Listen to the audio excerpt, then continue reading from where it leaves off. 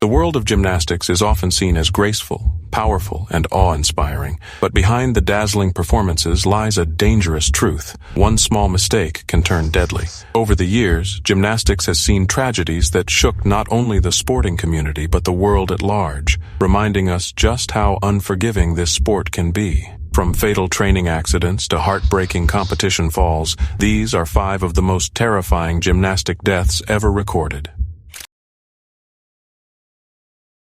It was May 1988 in Tokyo, Japan. The crowd buzzed with excitement as gymnasts from around the world gathered for the World Sports Fair. Among them was a quiet, focused 15-year-old from the United States, Julissa Gomez. Julissa had earned her place through grit and grace. She was seen as a serious contender for the 1988 U.S. Olympic team, and Tokyo was supposed to be a stepping stone in her rising career. Born on November 4, 1972 in San Antonio, Texas, Julissa came from humble beginnings. Her parents, Otilia and Ramiro Gomez, were former farm workers who had worked tirelessly to give their daughter a shot at something bigger. Gymnastics had become Julissa's passion by the age of 5. She was a natural. By 10, she was already training under Bela Karolyi in Houston, climbing fast through the junior ranks. In 1986, she placed 4th in the all-around at the U.S. Championships. By the next year, she was representing the country on international stages. Her specialty, the vault. But that skill, the very one she poured her energy into, would soon become the most tragic part of her story. Behind her calm demeanor was an athlete under pressure. In 1987, Julissa made a tough decision to leave Karolyi's gym, trading his notoriously harsh coaching style for a more compassionate approach under Al Fong in Blue Springs, Missouri. Fong believed in her, supported her, but the Olympic dream was ticking louder every day. As the games drew closer, Julissa began training on the Yurchenko vault, a notoriously dangerous move that begins with a round-off onto a springboard, followed by a back handspring onto the vaulting horse. It's breathtaking when done right, but devastating when it goes wrong. And for Julissa, it often did. Her coaches noticed her struggle with the technique, her inconsistency, her hesitation, but the push never stopped. She had to compete with it. Everyone was watching. Everyone had expectations. And then came May 5th. During warm-ups for the vault final, Julissa sprinted toward the apparatus like she had done 100 times before. But in a split second, everything unraveled. Her foot slipped. Her takeoff faltered. And then, in front of horrified onlookers, she slammed headfirst into the vaulting horse. The gym fell silent. The impact was immediate and brutal. Julissa lay motionless. She had broken her neck. The doctors confirmed what everyone feared. She was paralyzed from the neck down. Coach Fong was there. He had trained her, and now he was watching his athletes suffer the unimaginable. He would later speak out, questioning the relentless pressure on young gymnasts to perform complex, high-risk skills without enough safety guarantees. Julissa was rushed to a hospital as her parents flew across the ocean from Texas, desperate to be by her side. Doctors worked to stabilize her, but a horrifying complication struck. The oxygen deprivation caused irreversible brain damage. Julissa slipped into a coma. She couldn't move, couldn't speak, only blink. Her story faded from headlines, but her parents never left her side. For 3 long years, they cared for their daughter in silence, holding on to hope that never came. And then, on August 8, 1991, Julissa passed away. She was just 18. Her death sent shockwaves through the gymnastics world. It wasn't just a tragedy, it was a wake-up call. The International Gymnastics Federation responded with sweeping changes. They made U-shaped springboard mats mandatory in competition. They replaced the old, narrow vaulting horse with a safer, wider vaulting table. And, most importantly, they instituted a new rule. Any gymnast attempting the Yurchenko vault without proper safety measures would receive a score of 0. Coach Fong would later say that gymnasts need to know the risks, but stay focused on their goals. It was a hard lesson, learned at an impossible cost. Julissa's teammates dedicated their season to her. Her parents urged other young athletes to keep chasing their dreams, just as their daughter had done. Over on the vault, Mario Marchetti scores 14.333 for parallel vault. The next performer. He was only 23, but already a national hero. Anton Malej had stood on the Olympic podium in Amsterdam just 2 years earlier, bronze medal around his neck, his future wide open, his name whispered as one of the rising greats. And yet, on a rain-soaked day in the summer of 1930, all of that promise ended, not with the roar of a crowd, but with silence. What should have been another step toward immortality became a tragedy that haunts gymnastics to this day. The World Championships in Luxembourg had been cursed from the beginning. The skies opened up, rain pounding the city until organizers were forced to abandon the stadium. The solution was hasty, careless, move the competition into a cramped school gym, set up the apparatus on thin, unfit mats, and hope no one noticed. No time for proper safeguards. No thought for what might happen if something went wrong. But the athletes had trained too long, dreamed too hard, and so the event pressed forward. Anton, known to friends as Tone, took his place on the rings. His movements were clean, precise, his body flowing with the kind of strength only years of sacrifice could forge. Then came the dismount, the final note in his routine. But when his body hit the ground, there was no safe cushion to break the fall. The mat, barely more than a layer of padding, gave way instantly. He collapsed, his body crumpling under the impact. There were no flashing cameras, no medical teams charging in, just stunned silence, the sound of hurried footsteps, panicked whispers filling the gym. He was rushed to a local hospital, but the truth was obvious from the start. His spine had shattered, the kind of injury no young athlete can survive. He held on through the night. By the morning of July 15, 1930, Anton Malej was gone, and yet the competition continued. His teammates, reeling from shock, chose to compete anyway. Josip Primožić went on to win the all-around, the Yugoslav team taking third place. But what is victory when one of your brothers never makes it back to stand beside you? The cheers rang hollow, medals heavy with grief. This wasn't fate. It wasn't bad luck. Fellow gymnast Edvard Antosevic, who had once shared the Olympic podium with Anton, later pointed to the truth: negligence, the rushed relocation, the unfit equipment, the mats that were barely mats at all. Even Leon Stukelj, another Yugoslav legend, slipped from the high bar that day and was forced to withdraw. The warnings were there, but Anton paid the final price. When his body returned to Ljubljana 3 days later, the entire city seemed to stop breathing. Tabor Hall became a place of mourning as more than 10,000 people came to say their final goodbye. His casket passed slowly through Skopje Loka and into Bohinjska Bistrica, where the boy who once dreamed beneath the mountain skies was finally laid to rest. His grave, marked with a bronze bust, stands as a reminder: even legends can fall. But his story did not end there. A memorial competition was founded in his honor in 1970. Streets in Ljubljana and Bohinjska Bistrica bear his name. His legacy lives on in the movement he once embodied, in the chants of athletes who know that the sport he died for must always carry the weight of his sacrifice. Anton Malej did not die in war. He did not die in battle. He died doing what he loved, betrayed not by his body, but by the failure of those who should have protected him. And perhaps that is the most haunting truth of all.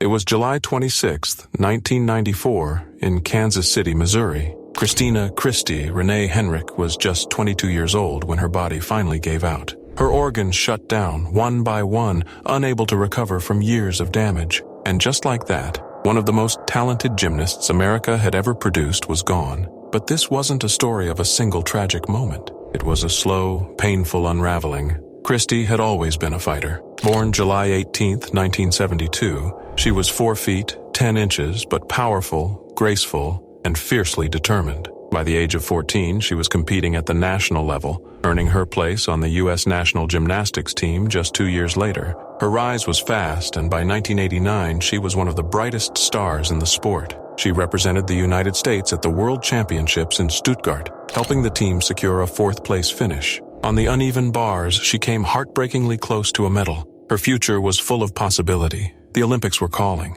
but behind the smiles, behind the glittering routines, something darker was taking root. At the 1988 World Championships in Budapest, a judge pulled Christy aside and delivered a comment that would forever alter the course of her life. Lose weight if you want to make the Olympic team. She weighed just 95 pounds at the time, so she tried to, desperately. Her eating grew more restrictive. Her workouts became more intense. The pressure became unbearable, but still she smiled. Still she performed. No one could see the war being waged inside her body. Coach Al Fong, who had already endured the trauma of Julissa Gomez's accident just years earlier, began to notice the signs. In 1989, he confronted Christy. He begged her to get help. He arranged meetings with doctors, nutritionists, professionals who might be able to pull her back from the edge. But the damage was already deep. Christy didn't want to stop. She didn't want to lose her dream. She was still chasing perfection, even as her body was fading. Her weight dropped to 47 pounds. By 1990, her body could no longer carry her. She left elite gymnastics the following January, The crowd's applause had quieted, but the voice in her head hadn't. She still wanted to return, still believed she could overcome it. But her body, now so fragile, couldn't keep up with her spirit. The next 4 years were a cycle of hope and heartbreak, hospitalizations, psychiatric care, a carousel of doctors. By the summer of 1994, her condition had grown critical. She was admitted to Research Medical Center in Kansas City, her weight unchanged, her organs failing. For more than 2 weeks, she remained there, but her body had nothing left to give. On July 26th, 8 days after her 22nd birthday, Christina Henrich passed away. Her death was a shockwave, not just for gymnastics, but for all of sports. It forced a reckoning that had been avoided for too long. The judges, the coaches, the commentators, all had to face what the pursuit of perfection had cost. For once, it was no longer possible to look away, and things began to change. Programs were created to help young athletes understand nutrition and mental health. Coaches were trained to spot warning signs. Television networks stopped announcing gymnasts' weights on air. The sport, once obsessed with appearance, was slowly forced to confront its obsession. It wasn't enough to win. It had to be safe to try. The Industrial Magistrates Court has fined Gymnastics Townsville $70,000 for breaching the Workplace Health and Safety Act. Gymnastics Townsville was last month found guilty of breaches after the death of a 19-year-old gymnast in June last year. Michelle Maitland fell and hit her head on a section of concrete not covered by a safety mat.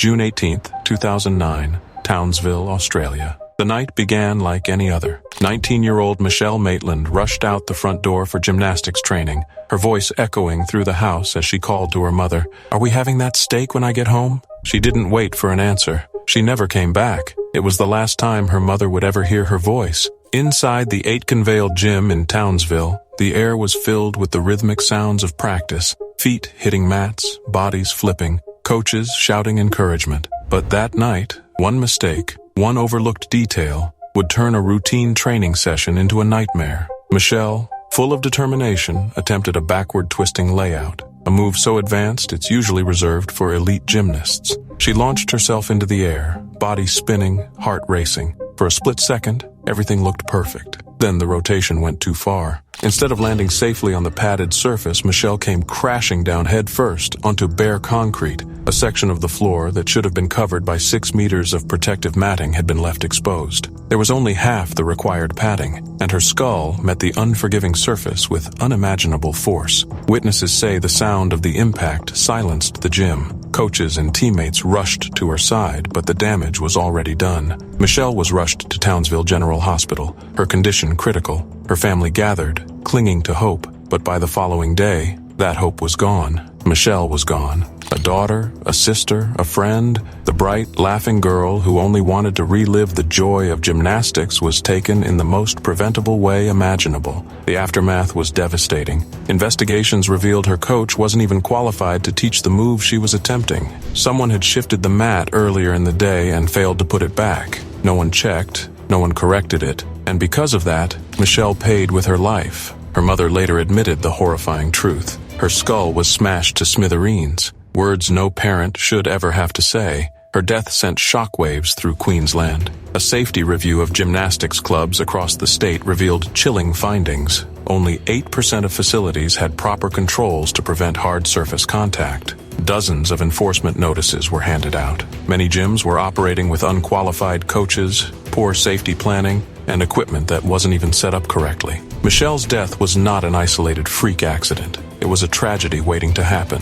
Townsville Gymnastics was eventually fined $70,000 for breaching safety obligations. But for Michelle's family, no fine, no punishment, no report could ever balance the scales. Her mother, Anne, described it as bitter justice. The safety overhaul came too late for her daughter. "I wasn't expecting her not to come home," she said quietly, still struggling to understand how such negligence could cost so much. On what would have been Michelle's 22nd birthday, her family stood outside the same gym, lighting candles in the dark. Each flame a reminder of a young life cut short. Each flicker a warning to parents, athletes, and coaches everywhere. Anne's message was sharp, almost pleading. Don't take the manager's word for it. Check for yourself. Michelle had left gymnastics years earlier, retiring after countless injuries as a child. But she came back, not as an elite competitor, just as a young woman rediscovering a passion. She wasn't training for medals. She wasn't aiming for fame. She just wanted to enjoy the sport she loved. Instead, she became a symbol of everything that can go wrong when safety is ignored. Her story lingers, a chilling reminder that behind the flips and smiles, gymnastics can turn deadly in an instant, and all it takes is one missing mat.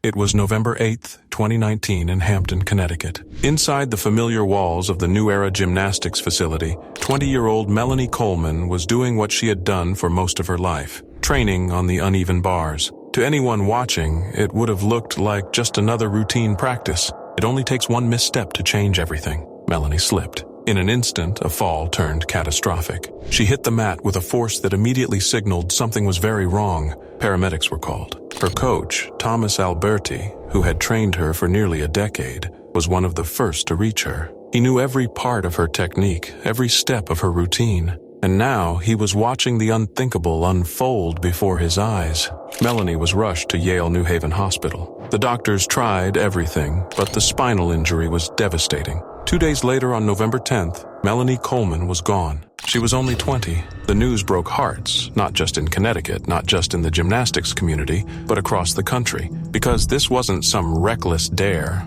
or a risky new stunt. This was a standard training session. Melanie was a seasoned, elite-level gymnast. Her fall was called a freak accident, one of those terrifying moments that makes even the safest spaces feel fragile. She grew up in Milford, Connecticut, where gymnastics wasn't just a sport, it was a family tradition. Her mother had competed. Her sisters had competed. One of them was even her teammate at Southern Connecticut State University. Melanie was following in their footsteps. Earlier that same year, she'd been named a Scholastic All-American by the Women's Collegiate Gymnastics Association, an award that recognized both her academic excellence and athletic dedication. She was studying to become a nurse, just like her older sisters, and even with a demanding college schedule, she still found time to teach young gymnasts, children as young as 2 years old, at the very same gym where she trained. They looked up to her. They mimicked her every move. For many of them, Melanie was their first role model. Her coach, Thomas Alberti, later said, "She didn't care about winning. She wanted everyone to succeed." He still couldn't understand how such a tragedy could happen under normal, safe conditions. The gym was trusted, the equipment sound, but sometimes life doesn't give you a reason. It just leaves you shattered. Melanie's family was devastated. Her mother, Susan, shared through tears, "We spent every day together for the past 20 years. We're going to leave an empty space in our photos for her." And yet, even in death, Melanie was still giving. Her family later revealed she had registered as an organ donor, quietly, without needing recognition. And because of that one choice, she gave others a second chance at life. In the days that followed, her community rose up around her. A GoFundMe campaign raised over $65,000 to support her family. Messages of love poured in from across the country. Coaches and athletes who had never even met her posted tributes. It was August 15th, 2001, in Deva, Romania, the heart of the country's gymnastics empire. The same gym that had produced legends. Inside, 12-year-old Alexandra Huci trained quietly, her tiny frame, just 55 pounds, moving through familiar drills. She was supposed to be taking it easy, nursing a sore wrist that kept her from full routines. But everyone knew Alexandra was different. She had that spark, that rare presence coaches whispered about when no one else was listening. Romania had seen many prodigies before her, but there was something about this girl. That morning looked like any other. No falls, no stumbles, no warning signs. Alexandra climbed from the pit, approached her coach, Liliana Cosma, and spoke so softly she had to lean in to hear. "I need to go to the restroom," she said. Minutes later, she came back pale, trembling. "I can't continue," she whispered. She had just thrown up. Her coach didn't hesitate. Straight to the school doctor. Alexandra was still conscious then. At least that's what the physician believed. But the nurse who rode in the ambulance would later insist otherwise. "She was already in a coma when we arrived," she said, still shaken. "We asked if she had fallen. They said no. This wasn't a crash. This wasn't an accident on the beam or vault. It was something darker, something happening inside her own body. From the pediatric hospital in Deva to the county ICU, and finally, airlifted to Timisoara's neurosurgery unit, Alexandra was passed from one desperate team of doctors to another. For 5 days, machines kept her breathing as Romania held its breath too. News bulletins showed her face, delicate, serious, almost too young for the weight she carried. Flowers and religious icons piled up at the hospital doors. Strangers prayed for a child they had never met. The truth was cruel. It wasn't gymnastics. It wasn't overwork or injury. Alexandra had been carrying a hidden time bomb from birth, a congenital malformation of blood vessels deep in her brain. That morning, it burst. A sudden hemorrhage flooded her brain with blood, sending her into a third-degree coma. No fall, no warning, just a quiet collapse into the arms of fate. Back home in a poor village near Falticeni, her parents didn't even know yet. They had no phone. By the time the news reached them, their daughter was already clinging to life by wires and machines. Alexandra had begun gymnastics at 6 years old, chasing the shadow of her idols who had won gold in Sydney the year before. She had already claimed a national title for her age group. When reporters asked what she wanted most, her answer was steady, almost solemn. The Olympics. I have no time for friends, but I like the gym. She was 12, and speaking like someone who had already traded childhood for destiny. But destiny betrayed her. On August 20th, after 5 silent days, Alexandra was gone. There was no dramatic fall, no crash echoing across the gym, only a whisper to her coach, a pale face, and the quiet unraveling of a dream the world never got to see. To this day, her name is spoken softly in Romanian gymnastics circles, a reminder of how fragile even the brightest sparks can be. He was only 18, but for Nguyen Minh Triet, one of Vietnam's brightest gymnastics prodigies, all of that promise ended in a split second. What should have been just another day at training became the last chapter of a life that had only just begun. It happened during a backflip. He launched himself into the air, body twisting with familiar grace, but the landing was wrong, terribly wrong. His head struck first. His arms and legs stopped responding instantly. Paralysis. He was rushed to Hanoi's E-hospital, then to Bach Mai for emergency surgeries. Machines began doing what his body no longer could, breathing for him, keeping his heart steady. And yet lying there, broken and immobile, he whispered words that cut through every doctor and coach who heard them. I really appreciate life. I want to keep living. His coach, Major Hao Trung Lin, could barely hold back tears, repeating them. It made me so emotional. He still had the will to fight, he said. But willpower cannot stitch shattered bones back together. It cannot unbreak a neck. Despite round-the-clock care, Triet's condition slipped further. In April, he was transferred to Thanh Nan Hospital. By then, everyone knew hope was a fragile thing, and yet they clung to it. On May 9th, 2024, that hope finally collapsed into silence. Nguyen Minh Triet was gone. To those who knew him, he had been far more than an athlete. He was the heart of his family, the third of 4 siblings, yet the one holding everything together. His father, retired and piecing together work as a night guard. His mother, sick with cancer. His older brother, too frail to hold a job. And his baby sister, only 5 years old, too young to understand the weight her brother carried. Every month, Triet handed over his entire salary from training, not to buy himself anything, but to keep them afloat. It was a burden no teenager should bear, but he carried it without complaint. And still, he was relentless in the gym.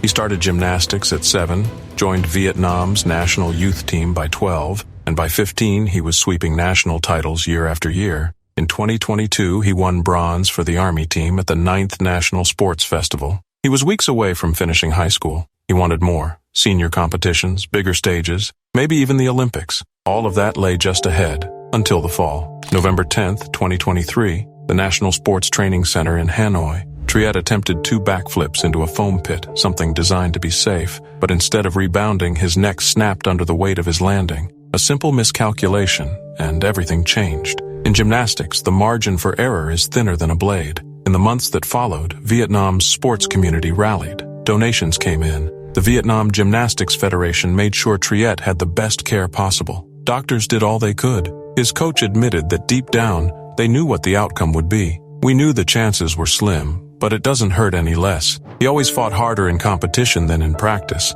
That spirit, it never left him. When he was laid to rest, more than 200 people gathered. Nguyen Minh Triet's story isn't just about gymnastics, it's about sacrifice.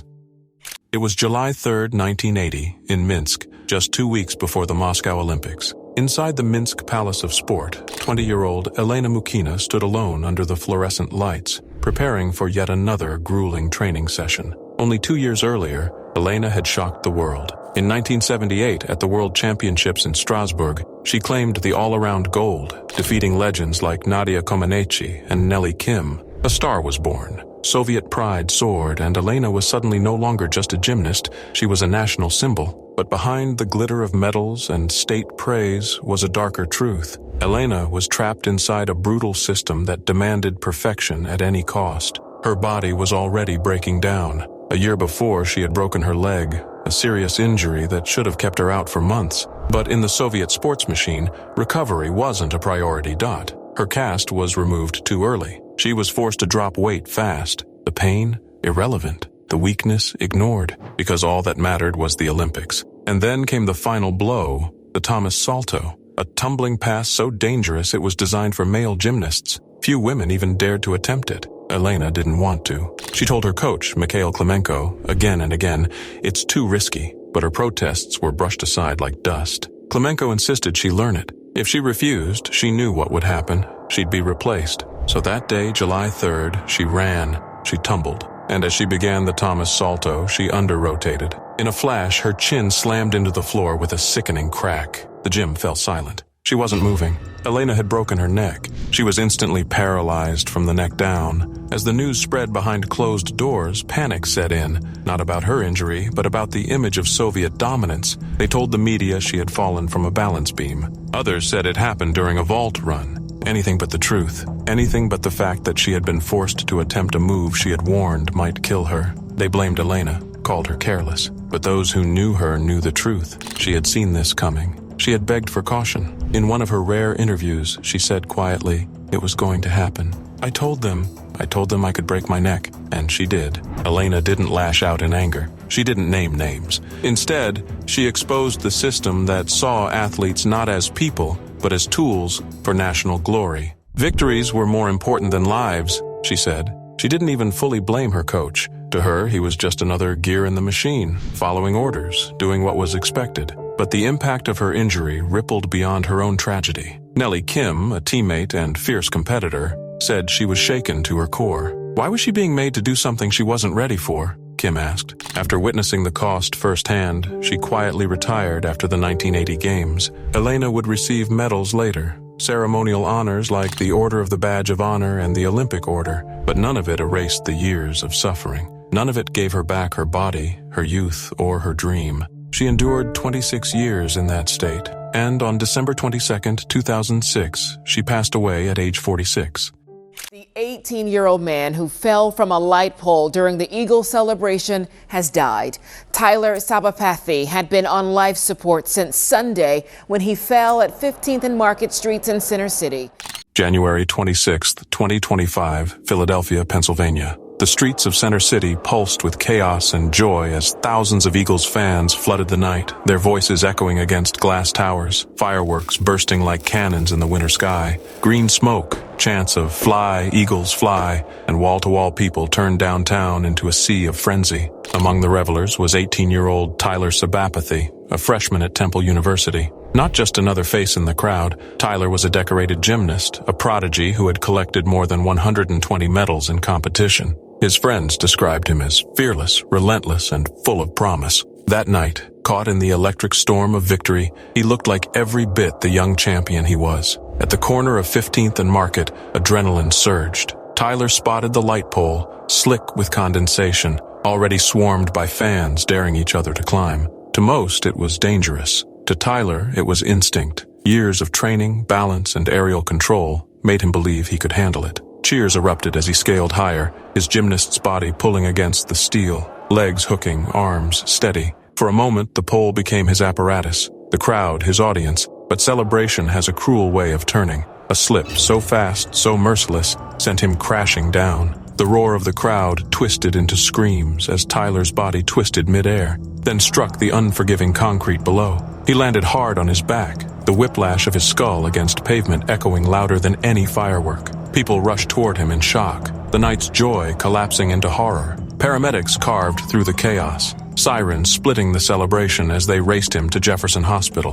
Doctors worked frantically. For 2 days, his family and teammates held on, praying over every machine that kept him alive. But the trauma was too severe. His brain injuries left no room for recovery. On January 28th, Tyler Sabapathy slipped away, just 18 years old. Temple University's president tried to put the unthinkable into words. The loss of a promising 18-year-old man like Tyler is both tragic and traumatic. There are no words that can make sense of it. Tyler wasn't just thriving academically in exercise and sports science. He was admired for his self-discipline, for the way he pushed beyond limits in everything he did. His professors saw a future leader. His teammates remembered his grit, his laughter, his unmatched work ethic. His family remembered the boy who had left Toronto full of dreams, only to never return. Video from that night still lingers online. Revelers climbing poles, fireworks cutting across the skyline, strangers cheering as the city drowned in celebration. But for those who knew Tyler, the footage is unbearable. Because that night,